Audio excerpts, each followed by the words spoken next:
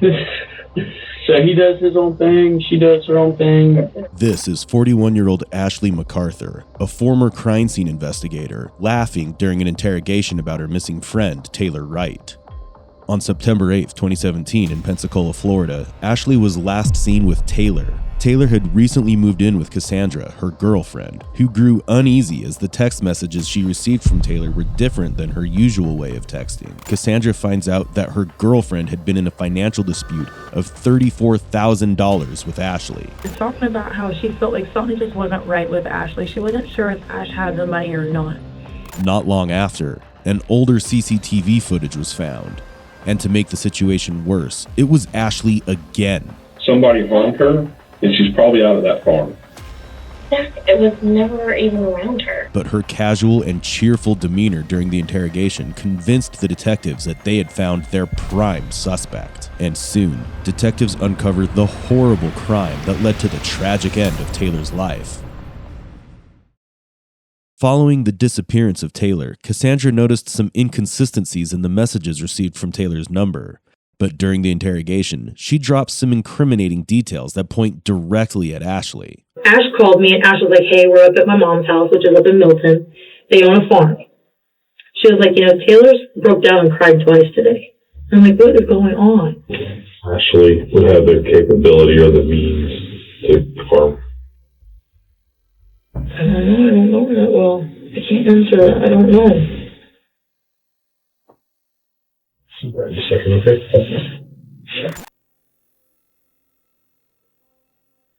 Hey, can I say something else that you're thinking about? It's bothering me sitting in here and I'm just... Yeah. So, Taylor, it seemed like she was getting paranoid.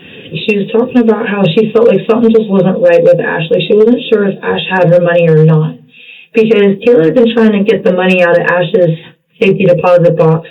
Taylor said for like 4 or 5 days.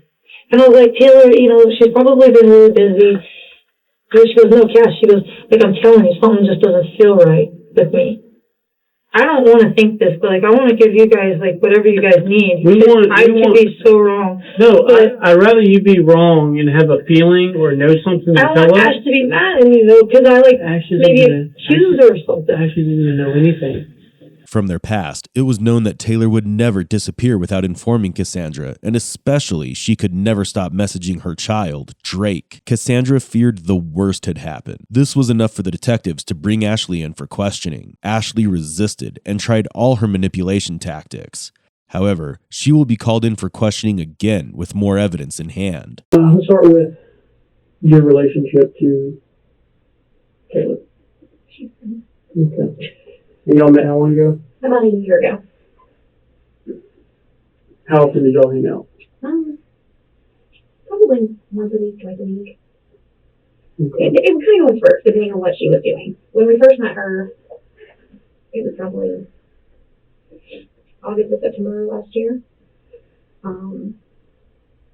She would kind of come and go because she lived in Destin at the time. And it wasn't until she moved over here that I was here more because she would stop by the house and different things.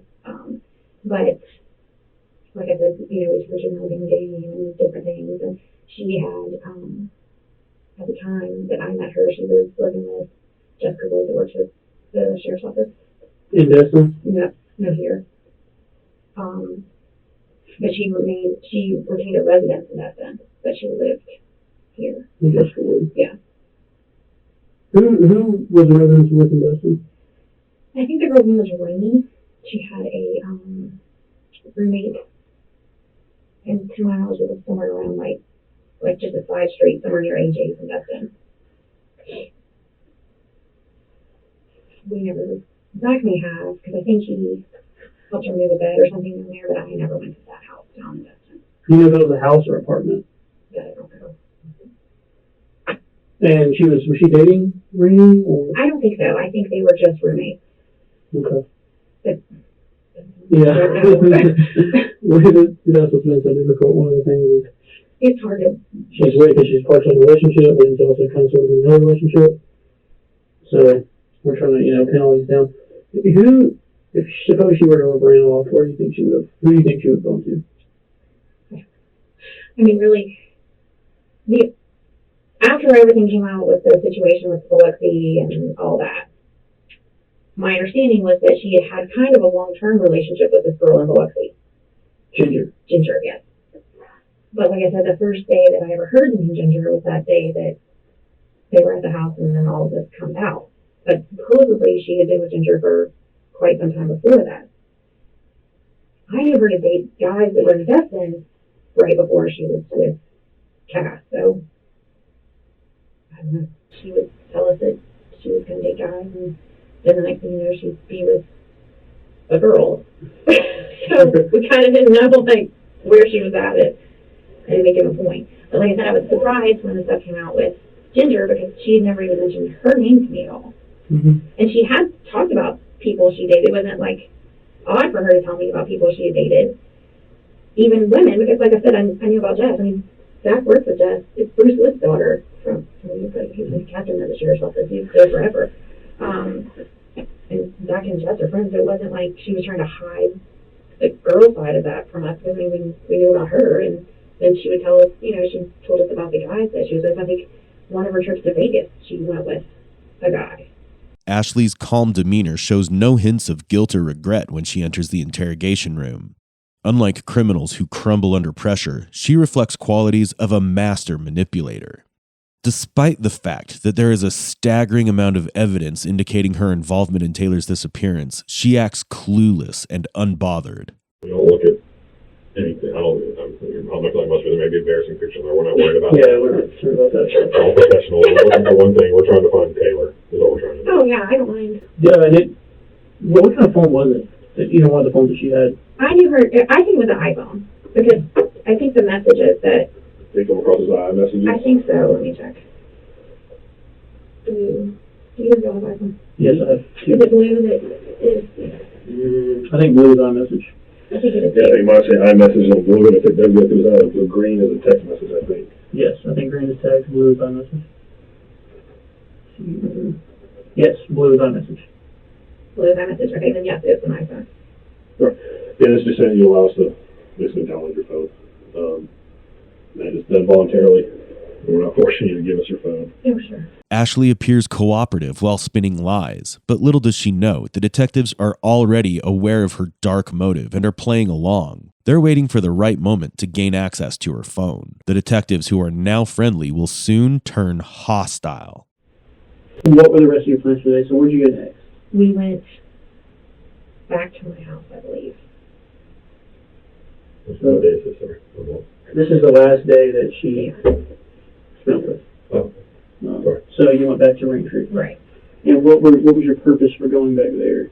To get any of the papers that I had for her and the money and stuff for her. So the money was being kept at your house. Right. How long has the money been being kept there? It was only there for a few days. Where was it at before that? Taylor had it. Okay. So this whole thing about a safety deposit box of yours, anything about that? Well, Taylor wanted to get a safety deposit box initially, but she didn't want her name or anything to be on anything that Jeff could find.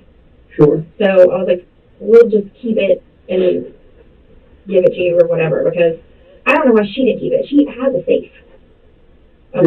Yeah, it's odd. And I don't know if it had to do with she didn't want Cass involved with any. I don't know. It's hard to say what was going through her head, because I don't know why she was doing a lot of the stuff that she was doing. So you had the money for, you call what day and how that conversation was brought up, like, hey, $30,000, it's cool. Yeah. So it was only 20, and then she had other cashier's checks. So $20,000 and other cashier's checks. Right. You know how much money in cashier's checks it was? Not really. I didn't really look at them.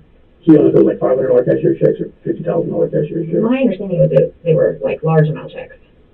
What's large? Because like probably 30 or 40,000. That's large. That's more than what I make in a year, so that's pretty large. Yeah.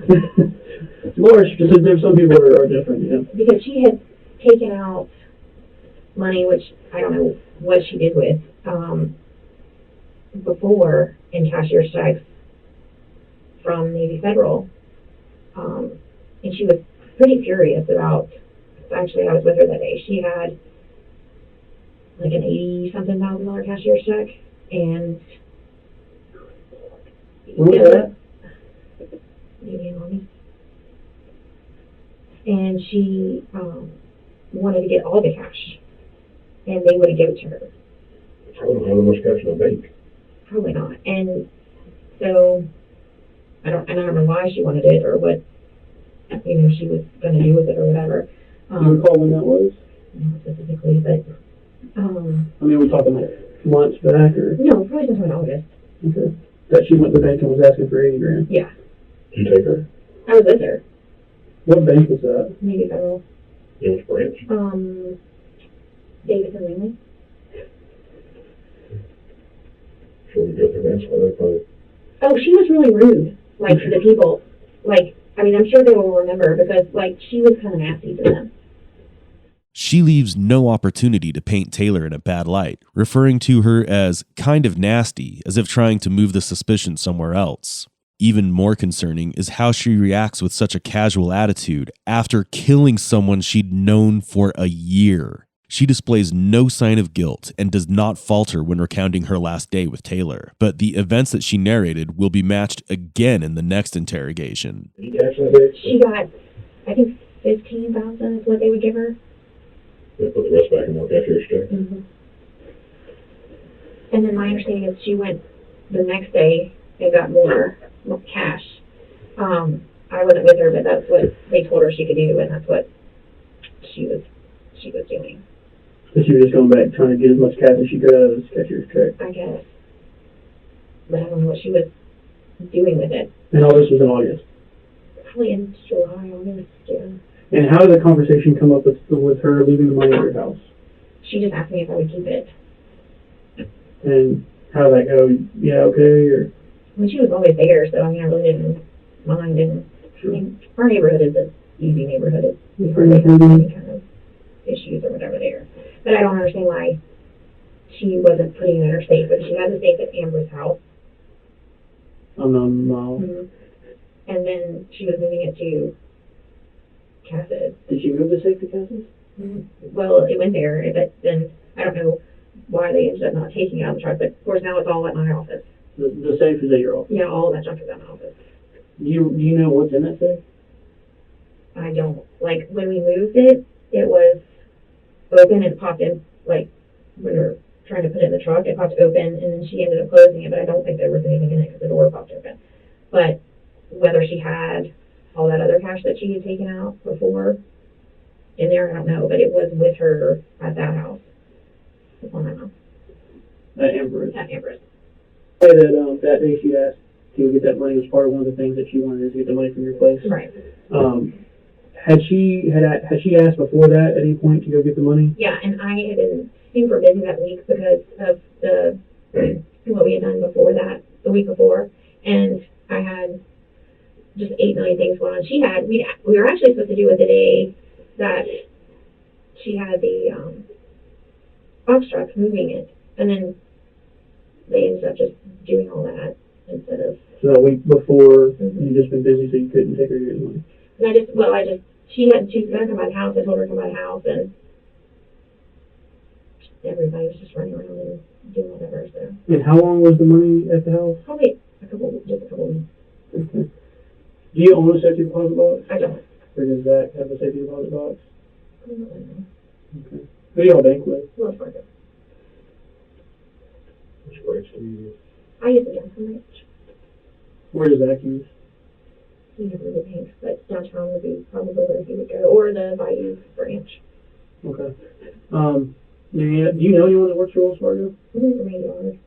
Randy Ard? Is that a male or female? Male. Randy Ard. Which branch does he work at? The downtown branch. The detective presses her about the deposit box that Taylor had entrusted her to keep, but she denies any knowledge of the same. The deposit box could be the key behind solving this crime. But was money truly the motive behind this murder? The detective will soon find out. Okay. Have you ever visited any other Wells Fargo's or frequented any other Wells Fargo's? Not really. Okay. Have you ever been to Wells Fargo out in Bellevue? I have. Okay. Have you ever had a safe deposit box there? No. They closed theirs, and that's the one that Taylor wanted to go get a safety deposit box at, but then all this stuff went crazy with the Jeff situation. Okay. Do you know anyone that works there? I don't. When was the last time you've been to the Wells Fargo over in Bellevue? Probably the week that we were there. Taylor and I went by there. She wanted to find out about when they closed the safety deposit box was there. What did they say? I think it's in July. They closed it in July? Mm-hmm. When did you want to do you closed it? I don't bank at that branch, so anything that I would do would be downtown. Mm-hmm. And I don't know why she wanted to make it seem like she had a safety deposit box. That's what's very peculiar to me. That's why I'm asking questions, because it's come out that there was a safety deposit box apparently in your name. And I don't care if you have one or not. It's not that it's peculiar that folks are telling us that there was one, and that she has been telling people that she has one. But she wanted to get one, and then she wanted to get us to get one together. So I don't know why the whole deal really occurred. Why would she want you two to get one together? That's odd. I have no idea. Everything that she does is kind of odd. But I mean, she would call me and be like, "Well, let's go do this. Let's go do that. And then she'd call and change her mind, and she'd be like, "Well, I'm going to text you this." Okay. The only way I could take it is she was very, very upset about what was going on with court. And I mean, I know she was trying to hide money from the Jeff situation, but... And understand, that's a civil matter. That's not something we're concerned about. Oh, I know. I don't care if she was hiding $1 million from Jeff.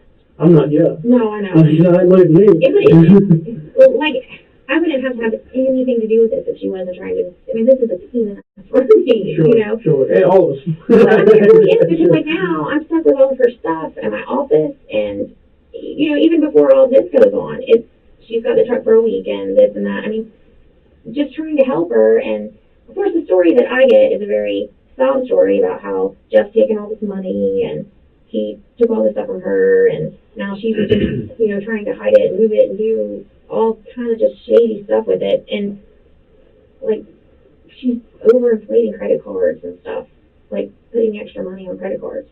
I mean, you just paying more. Right, like paying more than... So if you owe $500 total, she pays more than $500. Like $2,000 or something, just adding... So she has like $1,500 credit, yeah. First, questioning Taylor's identity and her gender, and then highlighting possible dangers to her life, and now presenting her as a hoarder. All this seems to be a desperate and calculated move to assassinate the victim's character.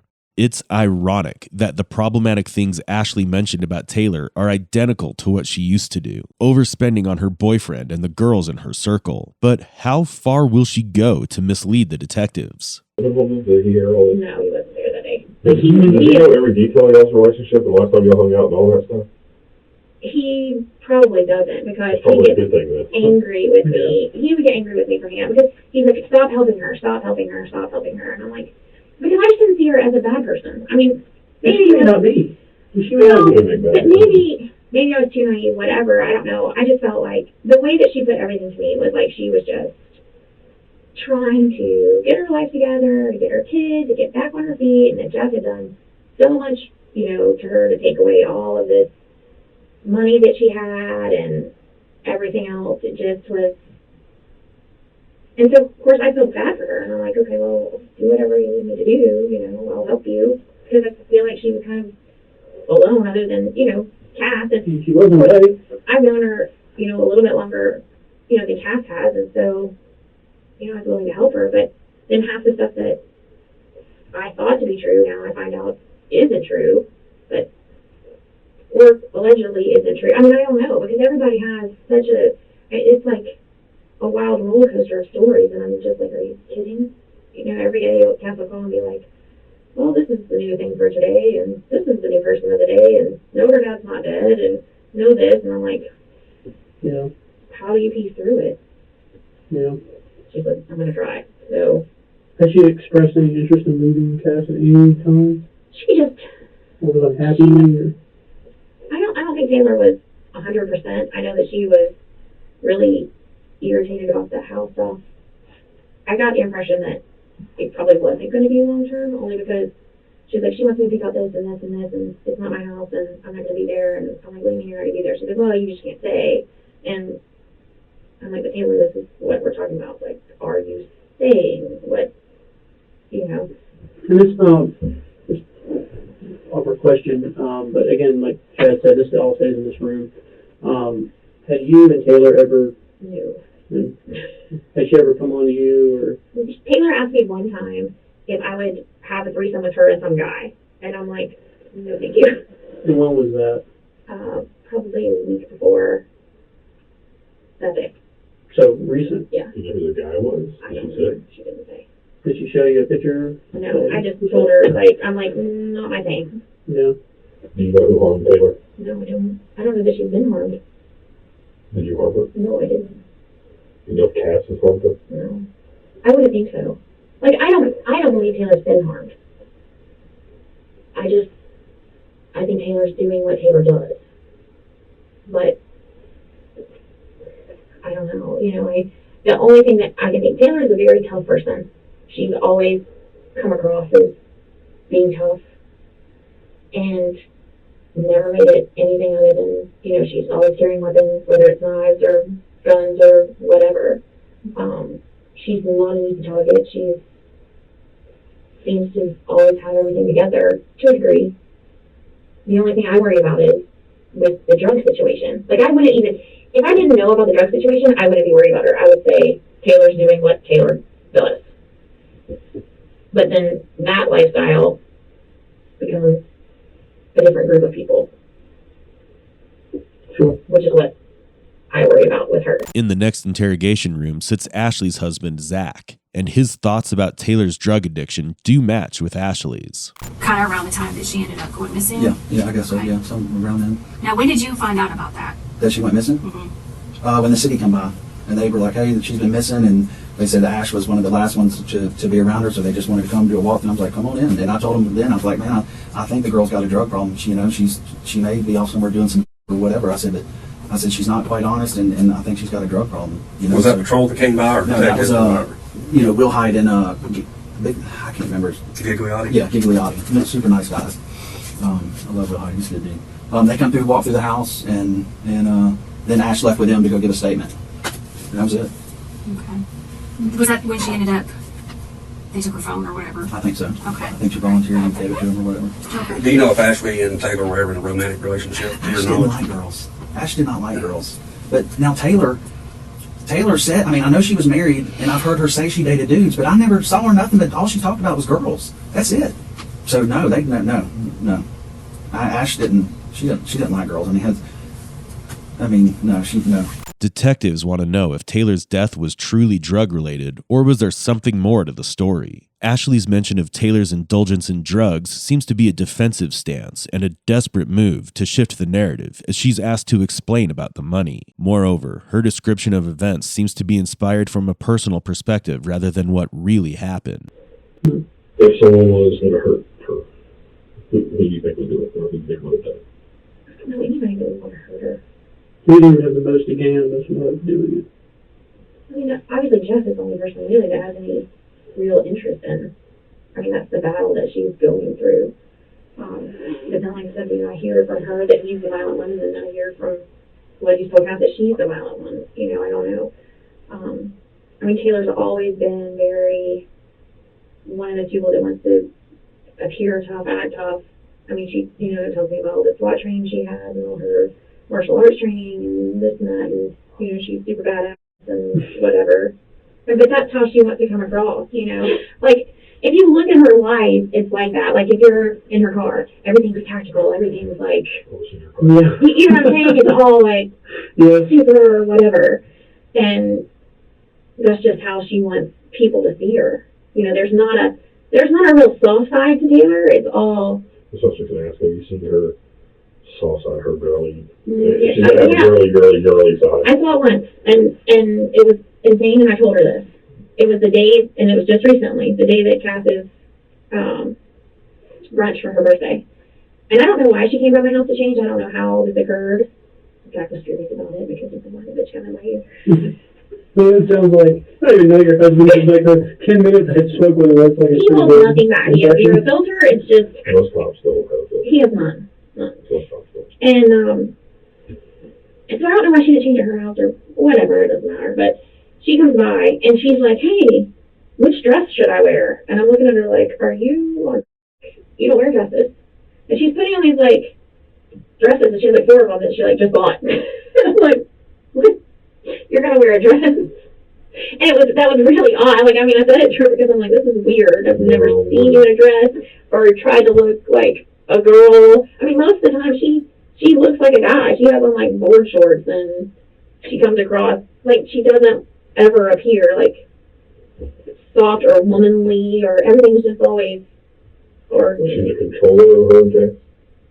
oh, She'd be the dominant one. for sure. She would probably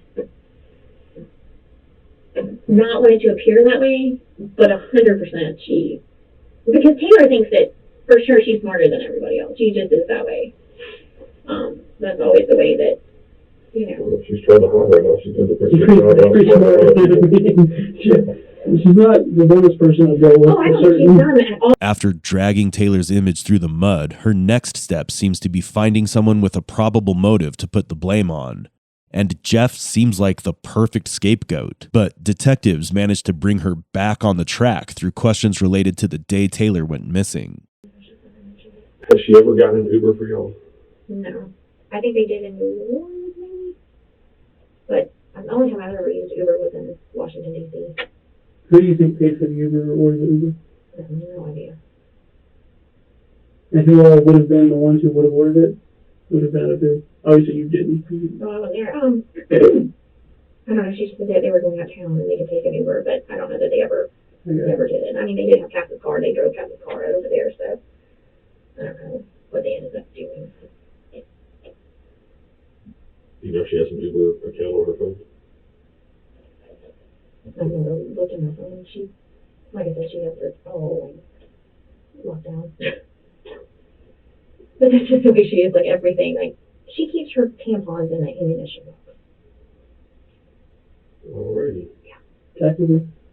All things tactical. Yeah, you never know. You know. That's awesome. What do you think we can find her? My I'm gonna tell you. My gut says Destin. I don't think she's far. I think she would have gotten there. I believe that she probably has more friends in Destin than she has told us about. I mean, she lived there for quite some time.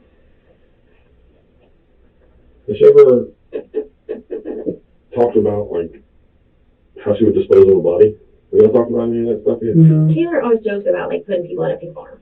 What was I going to do? I don't know. I'll have a pig. Your piggy bank. But I met one. He doesn't eat anything, but he's, like... That was pretty cool. Perfect. I'll let you go. Thanks for coming up here.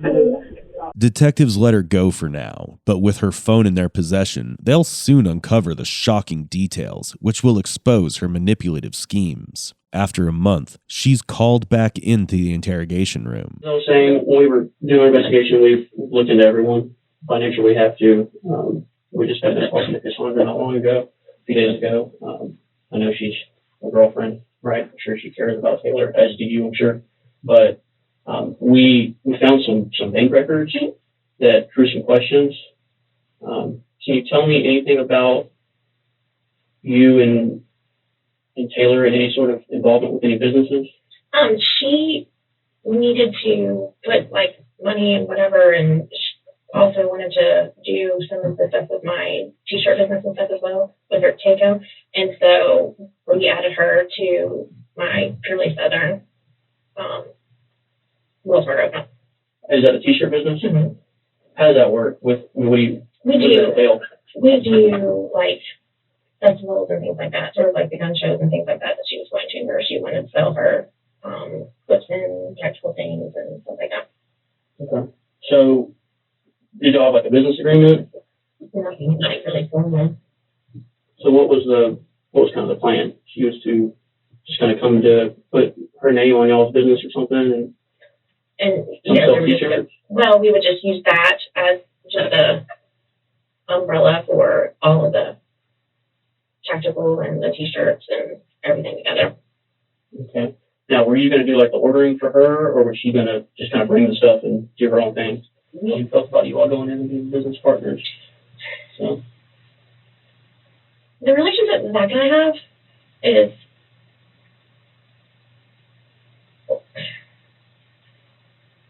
people. Yeah, you could. Well, he's only worked 3 days in the past 6 years, so like what I do business wise, it's not like up to him, I guess. Does he not know what all goes on? What do you, I mean, like with a business. I'm using my business and it's purely something in business. I talked to him about it here and there or whatever, but he's not really, involved in anything. If I say, hey, can you come help me with the machine, he might do it, or he might say, I did not work, or I don't know. Really? How's that go? Have you ever had to sign her name to a check? Mm-hmm. To deposit? Yeah. I don't know why I can forge my name on there. Most checks you don't have to. You just put deposit only on there, I think. You can put deposit only, or if I deposit, a lot of them I just put them in. If it's in an account with your name on it, it's just because I think if you were cashing something is when, you know what I mean, because then you'd be receiving the cash. But if it's going into a listed account with, your name, it's supposed to be your, whatever. And she was having her accounts were frozen, so. Yeah, that's a while ago. So y'all would deposit when all this was going down with the check stuff, or before that? No, it was before that. So her account was back active. I guess at the time, I don't know. Okay. But when y'all deposited the checks, and obviously I'm assuming you had access to the funds, or y'all had access to the funds. Do you know what bank she was having issues, or where these checks were coming from?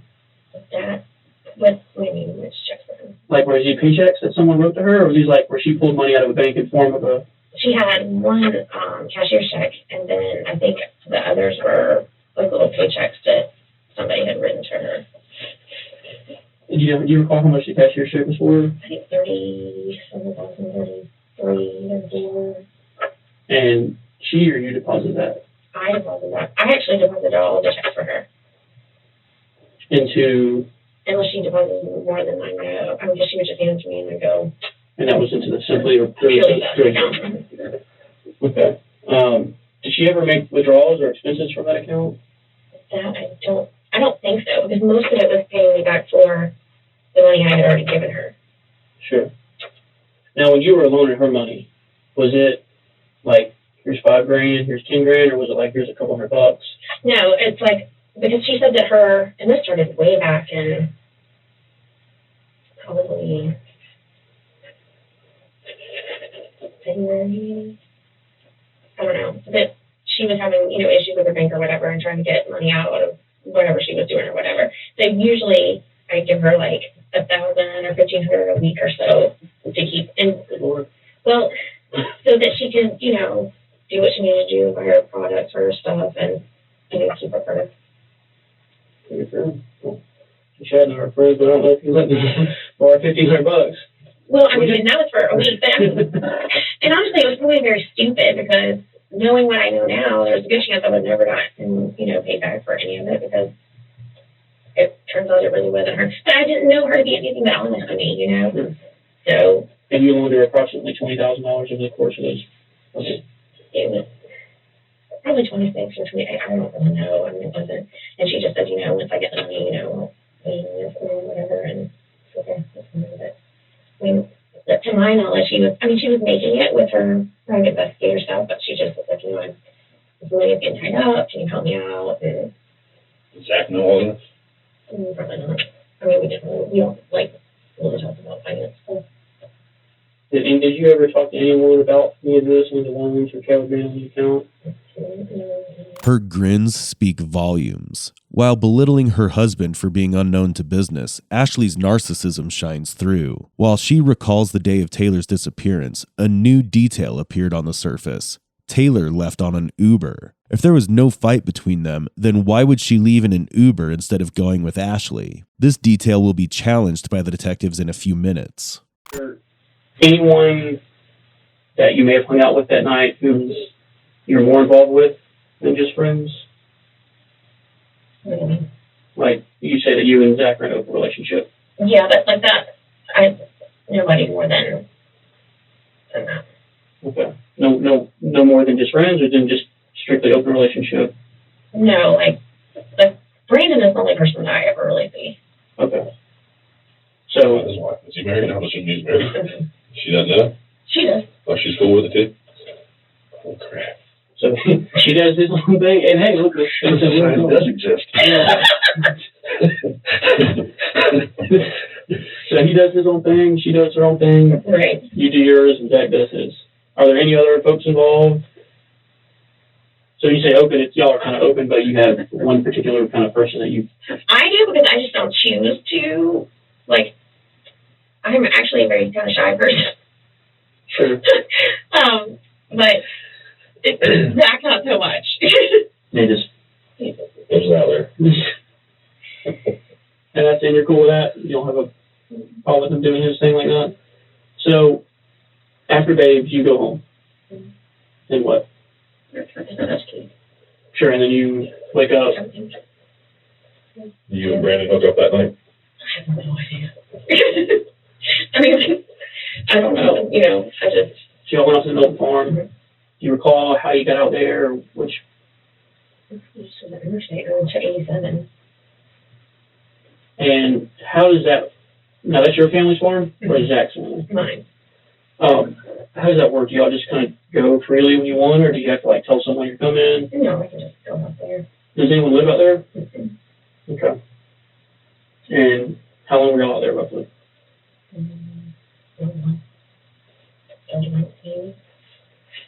And this is you said off of Highway 87, and shows on 90. That stretches all the way out through Milton. Right. Okay. And I'm stick around here for the most part. I guess if you don't know where Tori doesn't live in the room. Yeah. Yeah, I stick pretty much where I'm needed. And that's just kind of locally right around here. So y'all went out there 87 to 90 and hit the farm. I was there for a couple hours. Do you recall anything, her attitude or what it was like out there? I mean, she was just the same. I mean, she wasn't in a bad mood. I mean, she wasn't the happiest I've ever seen her, but she wasn't crabby or, you know, out of sorts or sad or, you know, so we kind of. Was there any other family out at the farm when y'all went out there? Okay. What did y'all do? We just walked around and looked at the animals, and she hopped on the horse's bareback for a minute and Around, that's it? pedaled around. Well, she was telling me about her, I guess, Nancy in Tallahassee had the animal, and they just had been there not much long before that. Okay. So she seemed relatively normal outside of being a little frustrated over the whole thing. Was she like highly intoxicated or anything? Oh no, she really only had 2 beers throughout the whole time I was with her, but I mean, I just thought it was odd that she was drinking. I mean, that's not what I started doing, you know. Sure, well, I mean, to each their own. So y'all left the farm in Milton and went where? Back to my house. Okay, and can you kind of walk me through that drive? Anything that stood out that you can remember? Do you recall? I know it's been a month, but do you recall like which roads you may have taken back? Maybe Davis Highway or Fairfield, or how I would usually go to the interstate to Fairfield. Or. Okay. Can you go back? Good. Oh, go ahead. So you get back to the house, then what? Then I went inside, and then that's when she left. Okay. I think you mentioned something about another phone that she may have had. Is that Right. what's going on with that? I don't know. I've never seen her with it before that day. Okay. Her previous knowledge of CSI and police may have drawn her attention towards this loophole in her story. So this time, she brought a second phone to the scene. But the detectives are ready to employ a tactic that most criminals can't withstand: the emotional approach. Will she crumble and confess the truth, or stay firm with her crafted lies? What was that like? Did she seem, I mean, as a mother yourself, how I did didn't she even know seem? she had a son until this summer. And she never really talked about it that much. Did she ever talk about calling him or anything like that? No, like I said, I mean, I didn't know that she had him until, like, she just never ever mentioned it. But, I mean, in the course of the summer, he came down some, and she, you know, that's why I met him and whatever, but and I had to watch him those 2 days. How was he? I mean, He's a great kid. I mean, smart, full of energy, well-spoken. You know, I mean, he's a good kid. as a mother yourself, what kind of person do you think it takes to just leave a child like that? I didn't leave mine. Do you think that Taylor had that personality, or was that kind of person that she could do that? Well, I would say no, but I also know that she did tell me that she never wanted children. And this is her biological child. This wasn't like Jeff's kid No, that she it's came in her the picture. biological child. Okay. And I And think she had that discussion maybe with Cass too. I don't know, but we were talking about like her, whether she liked girls or guys and why. And then she said that part of the time she felt like she was with Jeff because she felt like that's what she needed to do. She needed to like get married to the lucky guy and have a child, and but it wasn't like her ultimate lifestyle or whatever. or like the family. Right. Cassandra had a deep understanding that Taylor would not survive a day without texting her little kid, Drake. But Ashley just ignores it like any other details highlighted by the detectives. With no definitive results, the detective moves on to a different approach to bring the truth to life. Calls. Do you remember dialing 911 that morning? Tell me what happened. Early that morning? Yes. Yes, I do. Okay, yeah, tell me what happened. Okay.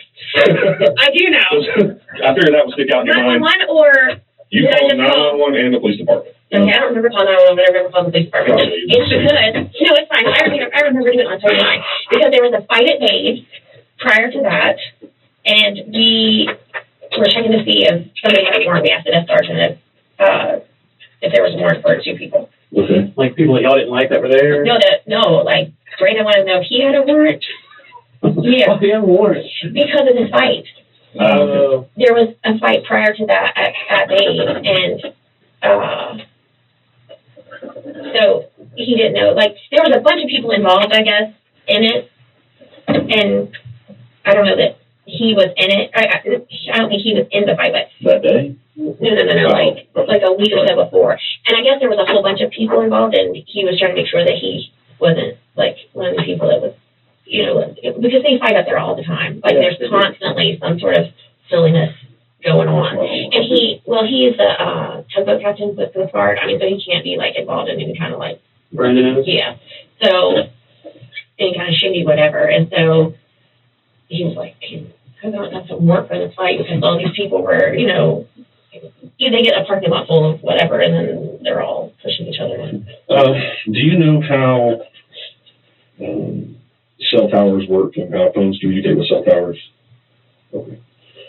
What happens is your phone, I mean, I'm sure they. it's still communicating with the tower, even if it's in this building. Sure. It's telling us, that way it knows if you get a call, it picks up the tower, this is from the string. Okay. And based off that, the tower can tell you what sector of the tower you're communicating with. I'm not an artist, so I'm going to try to draw this the best that I can. Let's say like the tower's right in the middle here, and that tower covers that much area. Right. So most towers have 3 different sides on it. So it's kind of equal into a pie, like that. And it can tell you if you're on this sector, this sector, or this sector. And we have got all these things right here. I'll show you what it looks like.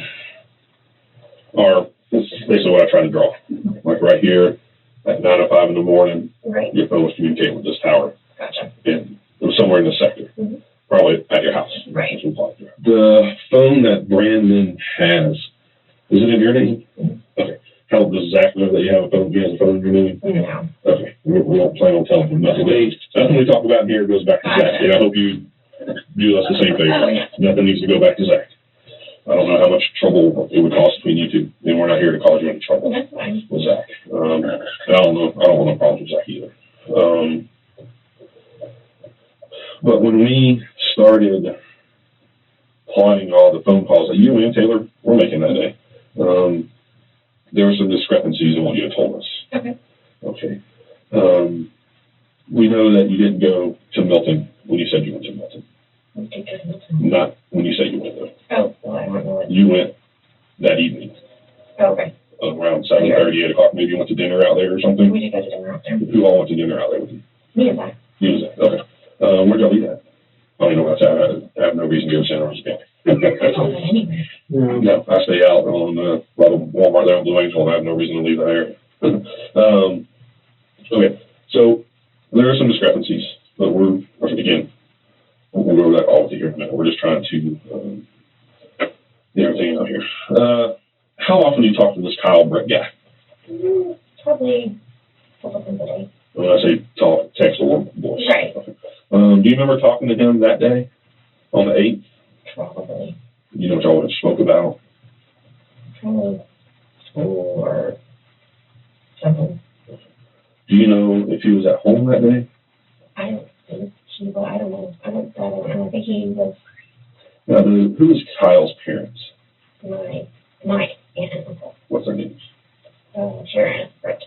Kara Brett? Mm-hmm. And what's his name? Carl. Kara and Carl. Okay. Now, where do they stay? Jacksonville. Do they have any property here in Florida? Yeah. I'm sorry, I should say Florida. It goes back to Willis, Florida. Any property here in Stanley County? Yeah. Okay, where's that at? That is off of Buell Road too. Or no, off of 297. Okay. Now, do you travel out there a lot to their property? Not a whole lot. Do you travel more to their property or more to your aunt's property in Milton? Okay. When was the last time you think you went out to the property in Buell? Or 297, whatever you call it? Probably a couple weeks ago. Yeah. Was Kyle there when you went? Mm-hmm. Okay. So you're just there. What was the purpose of that? My aunt was here, and I thought I'd say hi to him. Okay. Was she visiting? Mm-hmm. Okay. Dinner or just out to say hello? We did brunch. Okay. So you got there up? Yeah. Mid-morning? All right. What is Kyle's number? Do you know off the top of your head by chance? Yeah, I couldn't tell you my wife's number if I had to. It's just saved as Anna in my phone. Do you know if it's a local number or if it's a long distance number? Kyle Britt, suddenly introduced by the detectives, is Ashley MacArthur's sibling and owner of the property that Taylor and Ashley visited before Taylor's disappearance. Lying at this stage will only increase her tension even further. Is this that check you were talking about earlier? Mm-hmm. It's totally to be explained on that. Yeah, that's why. I think this is we're trying. Do you know whose signature that is? That's Taylor's name, but it doesn't really look like her signature. Would you maybe wrote her name on there by chance? Probably not. Okay, look, if y'all are on the account together and you have permission to, then, that's what we're getting at. Is did you have permission to? Oh, I didn't. I mean, she told me to deposit all the checks that I deposited. There should be several others. There are. There's this one, right? You want to put that one in there? Is that clearly Taylor's signature? I mean, it looks like it. Her signature is usually more bubbly. But it's different. Oh, so those two signatures are different. Oh, sure. Right. But You would agree with that too, right? Oh, yeah. Okay. How about this one? Is this one you would have put in there, you think? Yeah, probably. And what about that signature? This is what her signature usually looks like. It's more bubbly. Well, these two seem more similar than this one to those, right? That's why I was asking earlier if you've ever signed her name to something. Personally, I don't care if she's telling you, okay, that's fine. I don't know, but I mean, Dealings with the bank. she just, I mean, we are. But is this your signature? Mm-hmm. To me, that looks more to that kind of writing. Again, I'm not a handwriting expert. I'll never claim to be a handwriting expert. But all these signatures are yours, correct? Right. Okay, that's just so again, it's not an issue with me. I just needed to. If you wrote that, that's fine. I just need to know if you wrote it. I didn't, but I mean, it doesn't look like her signature to me either. Did Zach have written her name on there? I don't use that account ever. So, I mean, I know that I deposited this. okay. What happened to this money after you deposited it? A lot of it I used because it was payment for the money that I had been given her.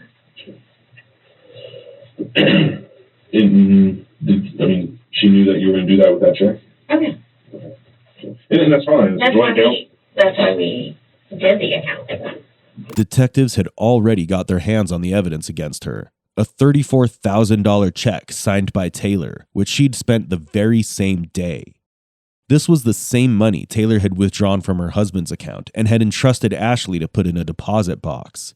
However, Ashley had already transferred the money to her own account. Ashley had spent money on Brandon, her boyfriend. Her husband was aware of her relationship, but was unaware that this was the same money given by Taylor to hide. Your phone number, the 554 number, do you always keep that on you? Yeah, I reckon. Do you ever loan it out to anybody? No. Okay. No. Would you No. ever loan it to anybody? Or No. do you remember Ashley ever using it, taking it with her? No. Never. Okay. Did it ever get lost or stolen or anything to be replaced? No, not that I recall. Okay. Do you know a friend named Audrey? Yeah, that's Ash's friend. And do you know how she knows Audrey? From the pool hall. Have you ever met her before? Yeah. Did she come to your house? Or She come over a few times with Ash. would you say that they're close friends? Yeah. Yeah. Okay. Have you spoken to Audrey at all since all this happened? No. Who else does she hang out with at that pool hall? Jessica, I've heard her from Jessica, and the guy that owns it's Brandon, and she and him kind of hooked up back in. We kind of had an open relationship. I'm sure you already know that. So, and I'm assuming they would hook up every now and then or whatever, and then so whoever hangs out up there at the pool hall, I've never been in there, so Okay. You know, I take that back. I went in there maybe over a year. Maybe when I went out collecting with Ash before, we had to go in there maybe over a year ago, something like that. okay. Did you never hung out there socially? No. Okay. Now this Brandon guy, I mean, let's be honest here. They had a relationship. I didn't know they had a relationship. I thought they were just hooking up every now and then. I didn't know they had a relationship. I talked to him before. He told me that she was lying to him, she was lying to me, and I thought they were done. And then he called me when I was in DC and said that, was telling me, hey, she got arrested and that they were, I guess they were still talking or whatever. And I had no idea. I didn't care if she, just was hooking up with somebody, but I wouldn't want her to be in a relationship with nobody, Did he tell you anything about anything that she had bought him? Yep. What did he He tell said you? that she bought him a motorcycle. And you had no idea about None. any of that? Zero. Okay. Did he tell you anything else that she bought him? No, he said that he said that she bought him a motorcycle and bought some of the other girls a couple things or whatever. And that was it. The girls from the bar? Yeah. And I'm assuming they were friends or whatever. That's all I remember. Okay. Do you know what those items were for the girls? He said a laptop. Has that, I don't remember. Did he say anything else about it? I mean, did he? Because Brandon kind of likes to talk. He just kind of says whatever. I don't know, y'all. I was so stressed out and upset.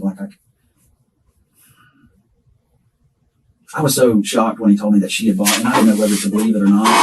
And I still don't. It's hard for me to believe and swallow that she would buy him something like that. And it hurts me. I don't remember him saying anything else. Not that I remember. Have you talked to him any since then? No, I don't think so. Have you heard from any of her friends? No. He did. He said he was going to come to talk to the sheriff's office. Maybe he called me twice. I don't remember. It was either once or twice. I don't remember. I was very, very upset. So I really don't. It was either once or twice. And he said the sheriff's office wanted to talk to him, and that he had hired some attorney. And I'm like, all right, When was that? I guess the evening or afternoon that she got arrested. So far, it's clear that the husband has no idea where the money came from that Ashley spent so lavishly on her boyfriend and her friends. His honest lack of knowledge cleared him, and he's no longer being seen as a suspect. But as the detectives press her harder, and with evidence at hand, she now looks concerned. Completely different from her previous interrogation. So what we did is we had the ability to plot all your phone calls for that day. Where you were. And it all starts at 9:05, okay? So 9:05, you're probably at home. Mhm. 8:15, you're probably at home. 9:05. 9:13. 9:15. And it's the same tower, it's a different tower because it's on the south side of your house. But what it does is there's 3 towers, and your phone phone will communicate with the one that's got the best signal. Right. And that's how it knows. That's how you always know stuff with all. It looks like you're moving here. This may have been, I don't know where you may have been going, but it was 9:51. Do you know about what time y'all went over to your office after you picked her up? 10:13. You know where y'all may have been going. You know what's about time you picked her up? Let me ask you that. It may be easier. Probably. I thought it was about 10:30, but I could be wrong. And for some reason, it didn't capture any more towers from 10:30 to 12:10. Mm-hmm. Okay. Now, at 12:10, you are in here. Mm-hmm. We know that your aunt and uncle and Kyle own the farm there on Brick Road. Right. And it's showing that you're probably near that farm, or if not by that farm. And you're there when this is the time when you're telling us that you're probably in Milton or headed towards Milton, because it's 12:10 in the afternoon. We were still on the Beulah side then. Yeah, but if you're at that Tom Thumb, it's going to be covering down here. No, not here. The Tom Thumb is not covered by this tower. Okay. 12:10, 12:22, 12:46, you're still covering the farm. 12:47, 13:01, or sorry, 13:11, which is 1:11. You recall who had been calling? There's no telling. Like I get so many calls each day. You're out here for quite a while, and you leave around at least at 13:44. Your phone's not communicating with the part of the tower that covers River. What were y'all doing out there at this farm? You know y'all were there. We picked up some stuff that Taylor had there that we What was that it? she had stored. Some kind of lockbox that she had. Why would you not tell us that originally? Because she asked me not to tell anyone ever. At this point, she hits the officers with a new story crafted on the spot. But how long will she be able to stretch this? I gotcha. Okay. Did you text Kyle that day asking if he was at home? I don't know. Probably not. I mean, he wouldn't change if I was there. Would you have contacted anyone and asked if anyone else was going to be out there? When did you and Taylor take this same lockbox out there? 2 weeks before. Okay. And who has access to that lockbox? She does. What was it? That I don't know. And so y'all left there, where'd y'all go? Probably. Actually, we were trying to find closure. No, I totally understand. Do you go back out to this farm after y'all leave? To pick her box up? I'm asking you, do you go back out to the farm after y'all leave? I don't think so. You don't think so? Yeah. After that day was not that eventful for us. Beg to differ. I beg to differ with you there. Was Mr. Beatty with y'all when y'all went out there? No. He wasn't with y'all? He's not going to have any towers showing out there. Not that I know of. So it was just you and her? Mm-hmm. Nobody else? Zach wasn't with you? Mm-hmm. Would you call and have anyone come meet you out there, or text come meet you out there? No. Okay. So you leave, looks like maybe you go back to your house. I don't know where y'all go. This is at 157. Right. When you leave there, that's why it's important. When y'all leave there, where do y'all go? I don't really know. I mean, it was, like I said, it wasn't like, we were just really kind of riding around. What was going through your mind at that time? What do you mean? What were you thinking about? It was just kind of a regular day. Regular day? I mean, that. If it's so regular, why would you tell us about this? Even if she didn't want you to tell us about it, we're working a missing person case where your friend for over a year is missing. I honestly didn't think it was very important to this at all. Why was the rest of the day important though? I mean, really, that whole day was not. I mean, like, us going to my office and any of I that. think something happened and you're trying to forget about it, personally. Okay? And that's fine. That's fine. Here's the thing. You tell us that y'all went out to Milton and Red Horse. Right. Honestly, did that happen? Yes, it did.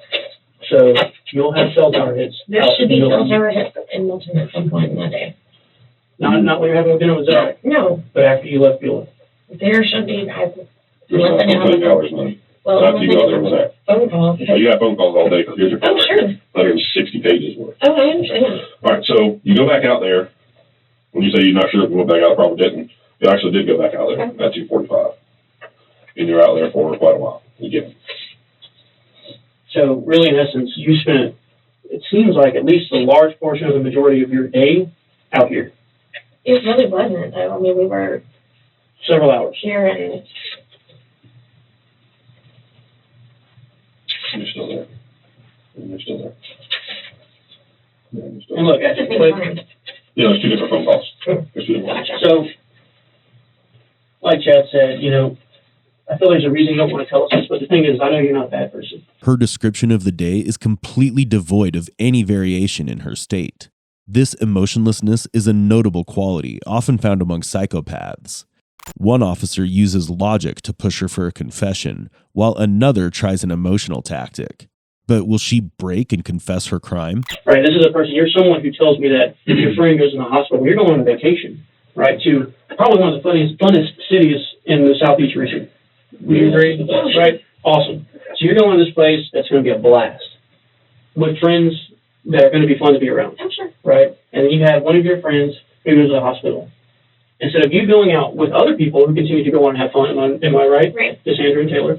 You say, you know what? My friend's more important. I'm going to the hospital with my friend. Right. Right? Not only did you do that, you told me that you went back to Pensacola, took care of business that you had no choice but to take care of. And instead of going on about your merry way, you drove back over here, back over to New Orleans to see your friend, to check on your friend. I can tell you now, I have probably very few, if any, friends that I would do that for. Right. Which tells me that you're probably a nicer person than I am. Right? And I believe that. I believe that story. I believe without doubt that you went back just to check on your friend and to see how she was. Sure. And only a decent person would do that. Right? You have nothing. What do you have to gain by driving all the way back? No, I agree. So, you know, again, we're talking about a little baby boy who's missing his mom, and we need to let him know what happened. Catch this. Why did you go back out to that farm on Brent Road the next morning? Maybe to feed horses. I don't know. This is the tower your phone was bouncing off of, or was communicating with. Mm-hmm. Now, we did the same thing for Taylor's phone. Mm-hmm. Okay. This is the day of her disappearance. Right. She's either at your house or probably at her house at 9/11. Right. Because Cassandra said she didn't leave until closer to 10 o'clock. She thought. Okay. So she had two phone calls at around 9/11. 9:13, she's still at the same house, probably. 9:48, she's at the same area. 10:10, same tower, same sector of the tower. Right. Okay. Could be your house or her house. Right. Probably her house. Because she calls either FHP or FDLE is who this number goes back to. Okay. It's a state. Do you remember making a phone call to one of them while you were together? No. All right. So the next morning, her phone, this is the day after she was disappeared. Right. Okay. At 2017, that's 8/17, the first phone call. Her phone is communicating with a tower that covers your house. Okay. Not her house, your house. Again, same tower, Right. same place. On 8/20, all these are incoming calls. They're not outgoing calls. Right. Same tower covering your house. Right. 9/11, her phone's obviously moving because it's over here off of 9 Mile in the interstate somewhere, somewhere in that area. Okay. Still moving. 7:53. 17:53. So the time goes backwards. Anyways, it arrives back at your house later on. Right. Okay. Your phone and her phone is communicating off the same tower, 8 minutes apart. Why do you have her phone, or why is she with you? She wasn't with me. I was unaware that I had her phone. How did you get her phone? I don't know that I have her phone. I mean, it could have been the stuff that she had in the vehicle, but Here's the problem with that. You say you got a text message from her the evening of the 8th saying, hey, I'm okay, I just got to get away and get my head clear. That's not possible. That phone was You have her phone. I don't have her phone. Well, at that point, at that time, our text came from her phone to your phone, according to you, saying, Well, I mean, that's what popped up on my phone. what? I mean, I had a message pop up on my phone. How did her phone end up back in your truck? That I don't know. I mean, that's what I mean. I don't know that it ever left. I just got her stuff and took it to task. I suppose when she left with her phone because she sent you a text message. That's what you're saying. She had two phones. But the phone that she sent you a text message on is the same phone that tower ping's hitting off of. It may be that I have no idea. Where is Taylor at? I have no You need to tell us where she's at. I don't know where she is. I don't have a clue. Look, if you were put in a situation where someone pushed you to do something for whatever reason, maybe against your will, perhaps in self-defense, if something happened and you're scared, don't be scared. Okay, if something happened, like I said, you're not a bad person. You're not a career criminal. This is a person who's traveled across states to take care of a friend. If something happened, tell us. I don't know where she is. We have a detective talking to Kyle right now. We know you have texted Kyle and asked him if he was at that farm on the 8th. Multiple times. May have. I mean, I don't. Then you withhold that information from us. A person who is trying to help a friend out, who cares for their friends, don't lie to the police when they are looking for them. Detectives are now done with her fabricated stories. Little does she know that her cover-up for a murder will soon be unraveled. Detectives now try to back her into a corner with bold questions. That was. Tell me what you did to her. I didn't do anything to her. Tell me what Zach did. Somebody harmed her, and she's probably out of that farm. Zach, it was never even around her.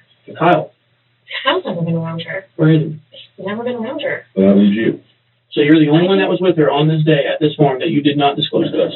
I didn't do anything to You say her. if she's at that farm, we're going to find her because we're executing a search warrant out there right now. That's fine, but she's not going to be there. Then where's she at? I don't know where she Where's is. her body at? I don't know where she is. She's dead, though. I You know don't that? believe that. I don't believe that at all. The thing is we know that you had knowledge that phone was there because a text was sent to your phone from that phone, and it was in your possession. It was at the same location. So either Taylor was sitting in your bedroom with you, right, texting you, and you somehow didn't know, and then stayed in your car with you and communicated with other individuals the entire next day, all the way out the wedding, went to this wedding, and was hiding in your car. There's no way humanly possible that you didn't have knowledge of the phone. That I don't. The thing is, I think that you're concerned. I think that you're scared. There's no need to be. Right? If something happened, we're going to figure out. Would you rather us figure out what happened with you saying, I don't know, and then chasing you with these statements that are inconsistent? Would you rather that, or would you rather come forward and say, look, an accident happened, or this asshole over here, this guy pushed this on Hold me? me for a second. Don't cross your legs on me for a second. Don't let us tell your story. Because this is going to tell us what happened. Don't let us tell something that may not be true. Tell us what happened. I think at this point I need an attorney because it seems to me that y'all think that I did something to her. Okay. I respect that. Sit tight and we'll go from there, okay? Yeah, we'll just look at it. She was sent home for 3 hours and was later taken into custody after concrete evidence was collected against her. The search operation at her family farm uncovered dark secrets hidden quite literally beneath the soil. At the site, the detectives unearthed a skull with a bullet mark, which Ashley had buried under cement to hide her tracks. She was seen buying the cement at a nearby store. Along with the remains, detectives also found a necklace that belonged to Taylor, which confirmed her identity as the deceased victim. And with that, there were no more lies and stories Ashley could hide behind. Ashley's trial began on August 26, 2019, and on August 30th, 2019, she was found guilty and was charged with first-degree premeditated murder. During the court trial, she pleaded not guilty. Even though she lied through her teeth, in the end, she could not survive the long and relentless hand of the law. Her attempt to cover up with a false alibi failed miserably. After listening to defendants and prosecutors, the judge passed a verdict of life in prison with no parole for 25 years. Despite going through a hard divorce, Taylor was tough and looking for ways to start her new life with Cassandra. In a twist of fate, her trust in Ashley cost Taylor her life. Cassandra's reaction to this was truly heartbreaking. A loving partner was now left with a permanent scar on her heart. Her son, Drake, is another victim of this crime. Nothing can fill the void that her family has to endure after she tragically left the world. Taylor's tragic story is a stark reminder of how greed can take over a friendship. Her life was taken by someone she trusted the most. As we evaluate this case, a troubling question persists. Was the money worth all the pain Ashley caused in her way? Feel free to comment down your own thoughts about this case. We are eager to know your perspective. Make sure to like, share, and subscribe to the channel.